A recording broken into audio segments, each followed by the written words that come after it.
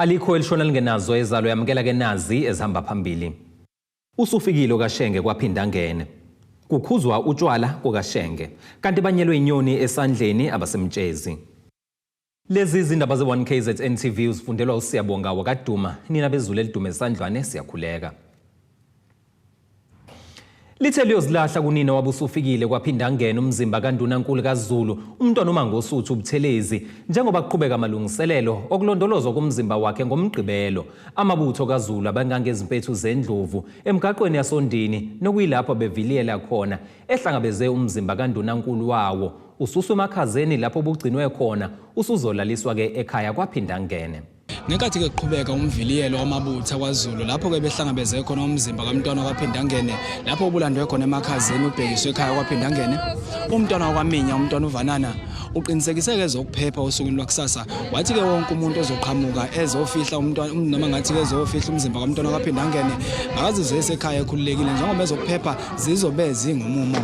Ngane yakwethu isimo sokuphepha naso sikhona kakhulu sigadwe ngoba ubona nje kukhona amasotsha, khona inhlobo zonke zophiko lwezokuphepha, khona amaphoyisa anhlobonhlobo akhona lapha namhlanje. Kubhekakale ngayo yonke indlela ukuphepha. Ndike umntwana uVanana ubese ekhalela isizwe wakhalela umuzi kaButhelezi kanjalo nendlu enkulu yakwaZulu ngokulahlekelwa ngomuthi omkhulu umntwana Kwaphindangene. Ngane zakwethu athina sehlelwe angazi futhi ukuthi ngakhuluma ngithini emhlabeni, kodwa nje siwelwe insika yezwe ngoba angikhaleli bona nje abakwaZulu kuphela ekhaya konina lomntwana, angikhaleli bona abakwaButhelezi lapho umntwana azalwa khona, ngikhalela izwe lonke ngoba phesheya kwezilwandle umntwana Kwaphindangene unomlando kumazwe onke omhlaba nje uyadunguzela umhlaba namhlanje ngomntwana Kwaphindangene. Njengoba ubona nje ke izizwa zingaka nje izwe lonke zime kanje kungenxa yokuthi ziyamhlangabeza kusasa uzobetshalwa kusasa nakusasa kuzobe kunje. Kanti ke umntwana wakwaminya umntwana uNhlanhla Zulu uthi ke nakuba ziyinkulu icathulo eshiyo ngumntwana Kwaphindangene, kepha ke beyindlu enkulu bazozama ngakho konke okusemandleni ukwenza izaba zokuthi ke amabutho eqhubeke nokulawuleka kanjalo nesizwe siqhubeke nokubumbeka njengalokho bekusokhona uNdunankulu kaZulu umntwana uMangosuthu uButhelezi. Umntwana bekuyisiphiwo sakhe lesi, kodwa singakuzama abantwana nendlunkulu bonke nje ukuhlangana kubona ukuthi kwenza kanjani khona kuze kubalula ngoba zinkulu icathulo zomntwana akekho umuntu ongangena kuzobalula, kodwa khona ngokuhamba kwesikhathi kuzohamba kuhambe kuze kugcine kulunga ngoba vele simile umntwana wayebambe elikhulu iqhaza ekuhlanganiseni amabutho. Kanti ke umntwana kwaMandlakazi umntwana usakhile uthi ke baqemeke ngeqiwantwala ngokuhanjelwa emhlabeni nguNdunankulu kaZulu, uthi ke abazazi nokuthi bayosala bebayini beyisizwe sikaZulu. Sishayeke kakhulu njengabantu abamnyama njengesizwe samaZulu ngokudlula emhlabeni komntwana Kwaphindangene kulesi sikhathi esibi kangaka ebesisazama ukuyikhotha amanxeba ngokudlula emhlabeni kwesilo. Mase kuphinda segudluka futhi umntwana Kwaphindangene silimele kakhulu njengamaZulu, njengomuntu obesikhuthaza kakhulu ezintweni eziningi. Ubukujabula noma uthi umbone nje ku-TV ekhuluma ujabulela ukuthi umbonile nje ku-TV. Manje njengamanje asazi ukuthi isizwe samaZulu soba yini ngaphandle kwakhe, silimele kakhulu.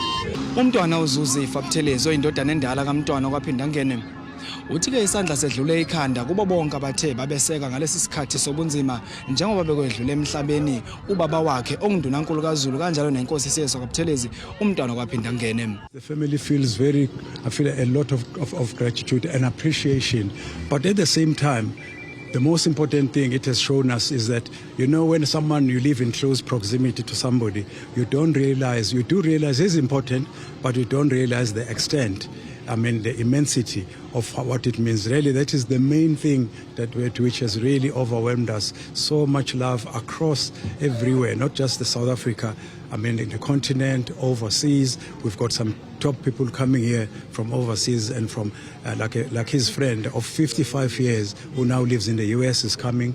We understand that General Obasanjo is coming because they were very, very close with him. So really, to your question, to us, what is shown here just tells us more about the man who happened to be our father and how much it touched so many people who are really overwhelmed. Umzimba kaMntwana Kwaphindangene uthelekile ke namuhla ntambama ekhaya lakhe Kwaphindangene lapho uzolindela khona ukuyotshalwa ukugcina noma ngathi endaweni yakhe yokugcina osukwini lwakusasa ngoMgqibelo. Ezindabeni ze1KZNTV kubika umqondisi Mini ngisondini. Ubuholi babahlali basehostela kwaMashu sebunxuse abazohambela ukutshalwa kaMntwana kaPhindangene uLundi ngokuthi ke bengasebenzisi uphuzo oludakayo endleleni ukuhlonipha isithunzi nenkonzo yokutshalwa kwakhe.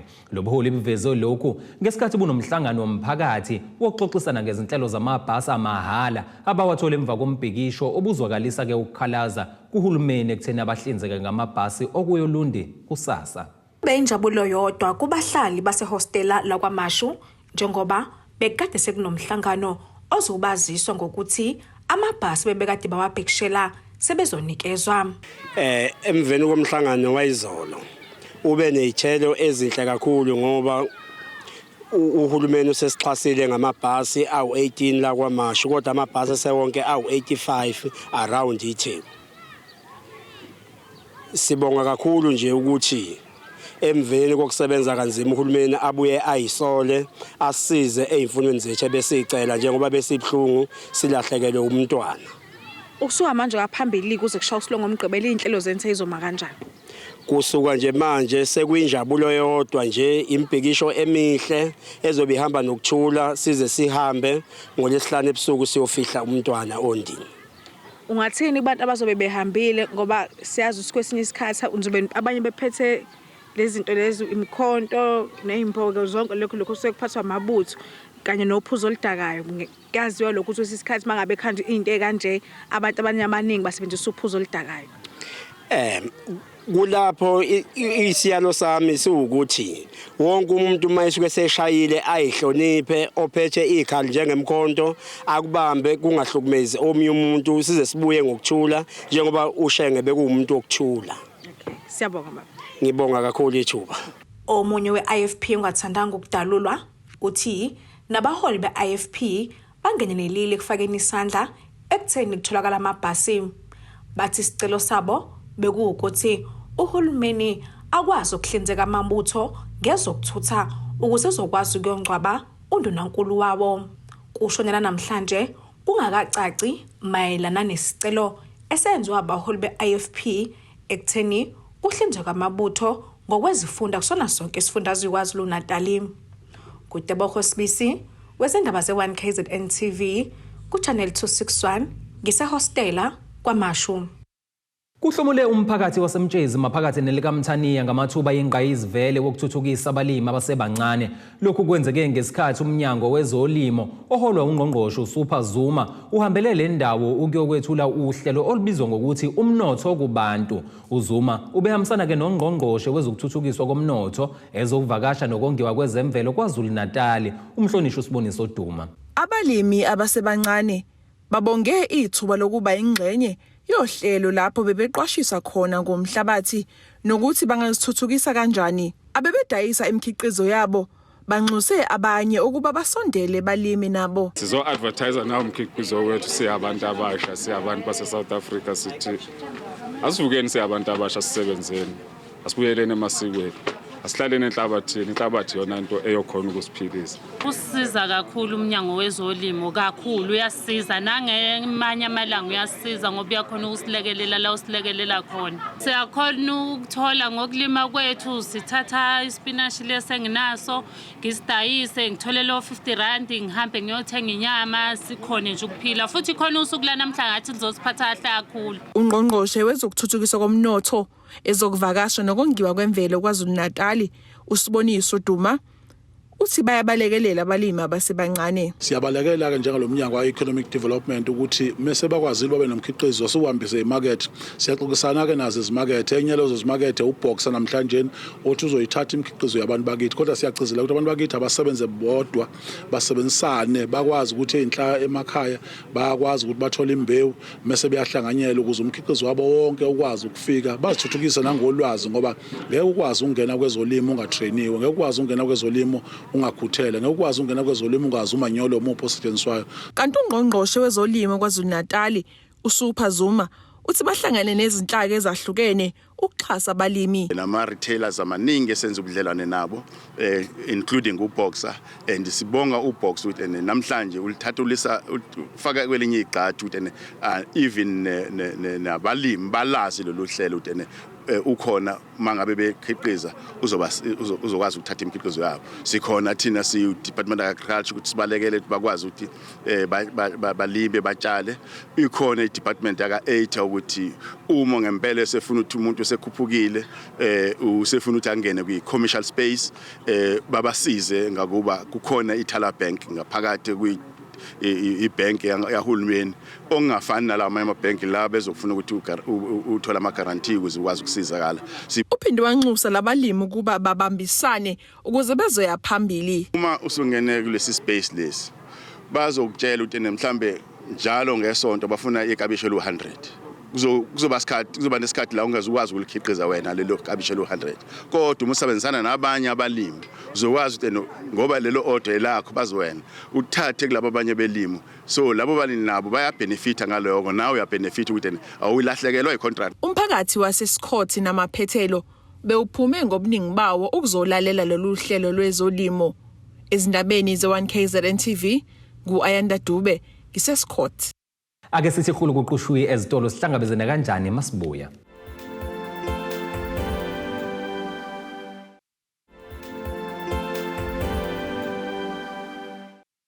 Sanibingelela senamukela ke nina besilo nazi izihloko zezindaba ezihamba phambili namhlanje mongabe usanda kusijoyina. Usufikile Okashenge Kwaphindangene. Kukhuzwa utshwala koKashenge kanti banyelwe inyoni esandleni abasemtshezi. Uphiko lwabafundi oludla ngokhezo olunye neIFP okuyisadesmo ithi ke isifiso sayo ukujabulisa umsunguli walesikhungo inkosi uMangosuthu Ubuthelezi ngokuthi ke ilwini ukhetho lomkhandlo omela abafundi eMangosuthu University of Technology obekumele lubeke kuleli isonto kodwa laselihlehliswa emva kokukhothama kwaMntwana Okaphindangene. Lolu phiko ke lisho lokhu kwingxoxo ekhethekile neziko lezindaba eMlazi emva kwenkonzo yesikhumbuzo kaMntwana ebihlelwe yiso lesikhungo. Ngithanda ukubingelela siphinde sibonge nethuba lokuthi 1KZNTV usivakashele lapho. Khulumeni iqiniso izibhlungu inhliziyo zethu njengosadesmo njengezingane zaMntwana wakwaPhindangene. Kodwa esizokwenza thina ukuze sizokwazi ukuthi umntwana ajabule lapha azobe khona ukuthi sifisa ukubuyisa ithemba kubafundi baseMangosuthu sifuna ukuthi siphinde silwela abafundi njengalendlela le umntwana owayecabange ngakho ngenkathi esungula leli qembu libizwa ngosadesmo. Esikhulumeni iqiniso lama election thina la bezoba khona besingeke siwangenele ngezaso ukuthi sizilile. Kodwa manje sikwenza sesikwenzela ngoba senzela yena sifisa ukumjabulisa lapha ekhona akhumbule ukuthi kunezingane ayishile and lezo ingane zizokwazi ukumela isikole sakhe zizokwazi ukuphatha isikole sakhe ngalendlela wayefise ngayo. Yikho wathi mesungula leli qembu wathi education for liberation ngoba inhloso yakhe wayefisa ukubona imfundo yomuntu omnyama iyaphambili futhi abafundi abamnyama bethola ikusasa elingconywana. Sabantu abancane but ngokomlando eniwaziyo ngeIFP kanjalo nawo uMntwana Waphindangene nesadesmo iziphi izinto lezi enizomkhumbula ngazo umntwana? Okokuqala esingakhumbula ngakho umntwana ukuthi umntwana into owayeyithanda nawayefisa lebe sengingakusho ukuthi wayefisa ukubona imfundo yomuntu omnyama ibangconywana. Okunye singamkhumbula ngakho ukuthi siqhubeke silwela abafundi njengoba wayefisa yena ukuthi sibalwele ngakho. Okunye somkhumbula ngakho ukuthi sibe yilama leaders ngoba umntwana into wayeyithanda kakhulu ukubona umuntu omholi ephambi kwabantu ehola abantu ngalendlela le afisa ngayo ehola abantu ngokweqiniso nangothando. Ezinye zezinto ezosenza ukuthi umntwana simkhumbule lezo futhi sizi implement nakuthina ukuthi sikholwele kulento umntwana oyikholela kuyona. Isadesmo sekuyisikhathi eside ingaphethe la eMUT. Nazo ezinye inhlelo zokubuyisa amandla ukuthi iphinde ikwazi ukuba ngaphansi kwena. Yebo inhlelo sinazo futhi ezinye zazo besikade sibakhombisa abafundi ukuthi njengamanje sekuyisikhathi sokuthi usadesmo ulithola ithuba lokuthi uziveze kubafundi ukuthi yini ongakwazi ukuyenzela yona kule minyaka le esazoba khona. Engakusho ukuthi this year we've been fighting for ama-student ngalendlela leyo ukuthi siyimisele ukuthi nama-student abone ukuthi usadesmo uyakudeserve ukuthi siunikeze ithuba. Kokunye esinakho njengamanje since sibheke kuma-election we have planned ama-program okusiyanqoba rally where sizobe sikwazi ukuthi sikhulume nangama-manifesto ethu as usadesmo sitshela ama-student ukuthi yini esifisa ukubenzela yona. Njengoba zicela kwezingamashumi nje vo izinsuku ezisele ngaphambi kokuba abafundi bebanga le-10 babhalela izivivinyo zabo zokuphela konyaka. U-Andile ongumeluleki kwezengqondo uthi kulishwa ukuthi kalukho uhlelo olutholakala ezikoleni oluqondiswe ngqo ekwalulekeni ngokomqondo abafundi ikakhulukazi labo ke abasuke bezobhalela umatikuletsheni uqinisekisa ukuthi bakulungele ngazindlela zonke lokhu ikakhulukazi ke njengoba iningi labo libona izigameko eziningi ezahlukahlukene ababhekana nazo kusukela ke unyaka uqala. Zingaphansi kwama-50 izinsuku eseyisele ngaphambi kokuba abafundi bebanga le-10 bahlalela ivivinyo zabo zokuphela konyaka. Njengemizamo yokubalungiselela lokhu, iziko lezindaba lixoxe nomeluleki wezengqondo ngenhloso yokubalekelela abafundi ukuba ke bakulungele ngandlela zonke lokhu. Ekhuluma neziko lezindaba umeluleki uveze ukuthi nakuba abafundi bekulungele ukubhala ngokwezincwadi sikhulu isidingo sokuba kube umgomo ukuba ke uma sekusondele lesikhathi bakuthole nokwelulekwa ngokomqondo. Before ungene kwi-exam kumele ube prepared psychologically, ube ready ngokomqondo mentally. Unfortunately azikho izikole eziningi enabantu osonhlala kahle nama-psychologist abanakekela ke manje ke psychological ukuthi makuzobhala be-prepare ukuthi mentally kumele ukuthi iziphi izinto kumele uyibheke ulwa kanjani nalezi zinto sokubhekene nazo. Kubalekile ukuthi ke ezibezoqala ukubhala manje ke abafundi njengoba bebhekene nazo zonke lezi zinto sekade sebebhekene nazo ngaso sonke isikhathi. Ngeke ngithi kubalekile ukuthi bevule ipotimende lomqondo whereby bethatha zonke izinto beyifaka kwipotimende lomqondo. Kumele kube nama-coping strategies ukuthi ngesikhathi ubhekene nalezi zinto lezi mina ngiyakwazi ukuthi indlela yami yokufunda ile nale ngiyakwazi ukuthi manginenkinga futhi before ama-exam ngiyakwazi ukuyi-addressa nomuntu engisondele naye noma ama-professional ama-social worker or ama-psychologist ngikwazi ukukhuluma ngazo zonke iy'nkinga engisuke ngibhekene nazo. Lokho kuzokwenza ukuthi nama-study strategies akho iy'ndlela zokufunda oyisebenzisayo uma ufunda ukwazi ukuthi zikulekelele ukuthi kube lula ukubamba noku-adapta. Kuzokhumuleka ukuthi isifundazwe KwaZulu-Natal ngezinye zezifundazwe okubonakala izigameko ezihlasimulisa igazi kwezinye zezikole. Kule ngxoxo kuveleke ukuthi ngaphandle kwengcindezi evela ngokwenzeka ezikoleni, iningi labafundi liphindeke libe nengcindezi emakhaya kubangani njalo njalo. Njengoba ke beyilungiselela nokuya ezikhungweni zemfundo ephakeme nakho lokhu kuyabafakela ingcindezi. Kubalekile ukuthi njengothisha nakhona esikoleni umntwana uspende isikhathi esiningi esikoleni than ekhaya. So kubalekile ukuthi njengoba esesikoleni ukwazi ukuthi wena wazi inkinga eziningi ukwazi ukuthi umsize mawubona lapha nalapha. Uma kumele uxhumane nabazali uxhumane nabazali ukwazi ukuxhumana nabo ukhulume nabo ukuthi khona inkinga engiyibonayo la nabo abazali bese bekwazi ukusebenzisana nothisha. Uthisha uyena okwazi ukubona yonke inkinga esuke ibhekene nomntwana. Kubalekile ukuthi athole noma iluphi usizo lokusiza umntwana ngaleso sikhathi before ama-exam ukuze ukuthi kufike isikhathi sokubhala uthisha njengoba besuvele kumanje ukuthi baya-revisisa bezisa yonke into. Kubalekile ukuthi ngesikhathi beyibona inkinga beyi-attack manje ngaphambi ukuthi kuze kufike isikhathi whereby inkinga ingasaxazululeki. Umntwana udinga support kakhulu esikoleni futhi uyayidinga nasekhaya support. Umnyango wezemfundo esifundazweni ulendeleke ukuthi iklasi likamatikuletsheni lanonyaka liphumelele ngamalengiso lonke noma ke lithole u-83% ngakho kuqhuquzelwa abafundi ukuba bagxile kakhulu kunakuqala ezifundweni zabo. So abantu abadala abanganivili ngingakwazi ukubhala. Onenkinga yamanzi uyakwazi kamasipala akayeki isikole. Onenkinga yamanzi uyakwazi kamasipala akayeke isikole. Baniyeke niphase. Nibatshele nani makhaya, you must tell your brothers and sisters. Then listen here, Stateville is not a municipality, it's a school. So don't come to our school.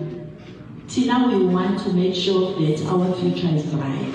Ezindabeni ze-1KZNTV kubikuntomkhona Mvubu eThekwini. Ungenelo osukwini lesibili namuhla umbhikisho wamalungu omphakathi waseMorchisino ogwini oluseningizimu nelikaMthaniya okhala-ke ngokungabi nawo ugesi. Elinye ilungu lomphakathi uSikhumbuzo Nzimande uthi-ke seziyela kweziyishumi izinyanga bengenawo ugesi. Uthi uma bexhumana nabakwa-Eskom babika imbiba nebunzi. Usuku lwesibili namuhla kuphazamisekile ukuhamba kwezimoto emgwaqeni N2 Main Harding Road ohlanganisa iPortshepstone eKokstad ogwini oluseningizimu nesifundazwe saKwaZulu-Natal ngenxa nje yombhikisho womphakathi okhala ngokuphila kanzima njengoba ugesi bengenawo. Njenibona-ke nje inkinga esibhekene nayo noma ingqinamba esibhekene nayo inkinga ye-service delivery from Eskom side. So sinezinyanga singanawo ugesi siya ku-10 months ugesi asiwazi asikhanyelwa. Silahlekelwa amabhizinisi, abozalukwazi ziphila ngempesheni nazo azikwazi ukuphila, izinkuni ziyaphela emaplazini nabantu bamaplaza abasafuni izinkuni, so asazi senze njani. Eskom awusizwa sesikhathele man, asazi senze njani. So nje kubi futhi asazi ukuthi manje fasihlanzeni kuphume nani ukuze siphile ngoba asikwazi ukuphila ngaphandle kwagesi. Uzakwena uzokhuluma kuthina just because you're a comrade. Uyawazi ama-grievances esikhuluma ngakuthi aqonde kuba uzokhuluma uthini kubona. Ungakhuluma ngedepartment enye manje engayazi. No maqabana nibe serious niyadlala nini. Kanti umasipala iRenkonyeni uthi khona ke imizamo oyenzayo ungenelela kulolu daba. Siyazama ukuxhumana noEskom cishe zonke izinsuku siyaxhumana noEskom ngoba akuyona kuphela indawo esingathi affected ilesimo lesisikagesi lapho kusha khona ama transformer bese Eskom ungawalungisi njengamanje na ke bese ufonelile nasekuseni Eskom sicela ukuthi sicela uze ube khona ngala njengoba besiza lawa bese indicate Eskom ukuthi cha wona awukwazi ukuthi uze emgaqweni okanye uzo address abantu emgaqweni so uchazelile ke umphakathi kodwa ke uthe awuzosuka uze ufike Eskom sizobuyela kona ku-Eskom siwazise lokho asazi ke ukuthi bazomisa kanjani ukuya phambili. Kanti laba bakugcizelelile ukuthi ke kabasafuni yona ingane manje kepha sebefuna umzali wayo ngqo.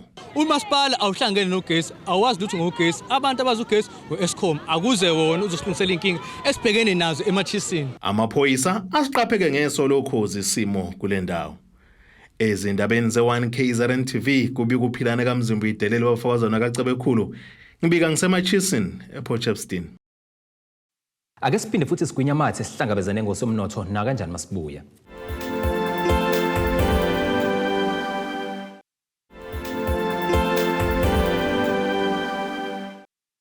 Nina besilo asikubingelele siphinde sinamukele ke nazi izihloko zezindaba ezihamba phambili namhlanje.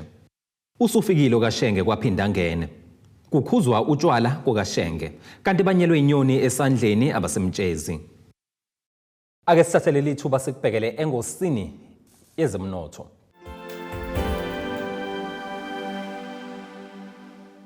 Irandi lakuleli u-18.99 maliqhathaniswa nedola laseMelika libe u-23.60 maliqhathaniswa nopondo waseBrithane liphinde libe u-20.24 maliqhathaniswa ne-euro lase-Europe.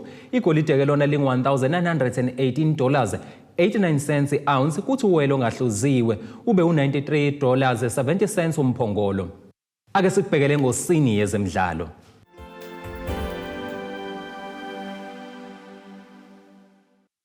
Impumelelo yeqembu lesizwe lebhola labesifazane isaqhubeka njengoba liphindela qoqa ke futhi inqwaba yezindondo kuma G-Sports Awards akade esegoli. Leli qembu liqophe umlando ngesikhathi lifinyelela kwi last 16 yendebe yomhlaba ngoAgasti okholele ekutheni ke lona nabayingxenye yalo bavotelwa umphakathi kanye namajaji. Ibanyanyabanyana iqokwe yaba yiqembu elivelele iqwaqwada ke iqembu lesizwe labesifazane lombhoxo leStellenbosch University nelesizwe lekhilikithi. Iphinde yathola ke nendondo ekhethekile ephuma ngqongqosho ezemidlalo kuzwelonke uZizi Kodwa iMinisterial Recognition of Excellence nelikanobhutshuzwayo lakuleli ukudlulela ke kweyomkhumula jezi yendebe yomhlaba phezukwa lokho ke umqeqeshi uDesiree Ellis uthathe indondo yeCoach of the Year. Ake sibhekele isimo sezulu esingalindeleka.